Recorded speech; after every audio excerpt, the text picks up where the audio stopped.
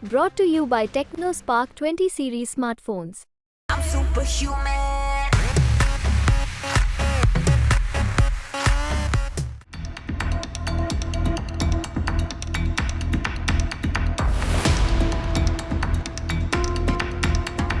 2022 में शुरू हुई रूस यूक्रेन जंग आज भी जारी है और देखा जाए तो इस जंग का दंश पूरी दुनिया झेल रही है, जहां पश्चिमी देशों ने रूस के साथ अपना नाता तोड़ लिया और यूक्रेन के समर्थन में उतर पड़े, तो कुछ देश ऐसे भी हैं जिन्होंने तमाम प्रतिबंधों के बाद भी रूस से अपना व्यापार नहीं रोका। भारत भी उन्हीं देशों में से एक है, बल्कि 2022 के बाद भारत ने रूस से अपना व्यापार इतना बढ़ा लिया कि ये बात पश्चिमी देशों को खटकने लगी।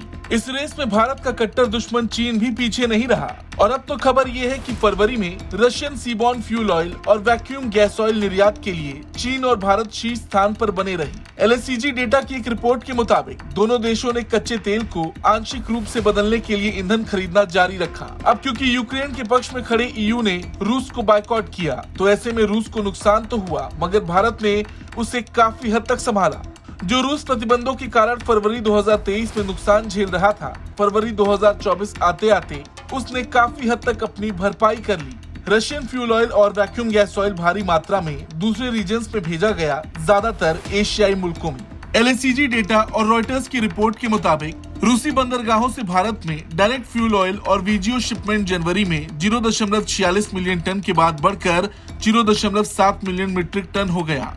हालांकि इसके साथ साथ फरवरी में रूसी बंदरगाहों से चीन को ईंधन की आपूर्ति कुल 0.7 मिलियन टन, सिंगापुर को 0.63 मिलियन टन, मलेशिया को लगभग 1,20,000 टन हुई। भारत और चीन रिफाइनिंग के लिए स्ट्रेट रन फ्यूल ऑयल और VGO खरीदते हैं, जो कि अधिक महंगे यूराल बैरल को रिप्लेस कर रहे हैं। रूसी ईंधन तेल और VGO का एक बड़ा हिस्सा लगभग 0.7 मिलियन टन फरवरी में ग्रीक बंदरगाह कालामाटा के पास शिप टू शिप लोडिंग के लिए भेजा गया था, जिसके ज्यादातर कार्गो एशिया की तरफ ही आते हैं। देखा जाए तो रूस और भारत पुराने साझेदार रहे हैं। इस बात का अंदाजा ऐसे भी लगाया जा सकता है कि फरवरी 2022 तक रूस से तेल का भारत की कुल खपत का महज 0.20% था।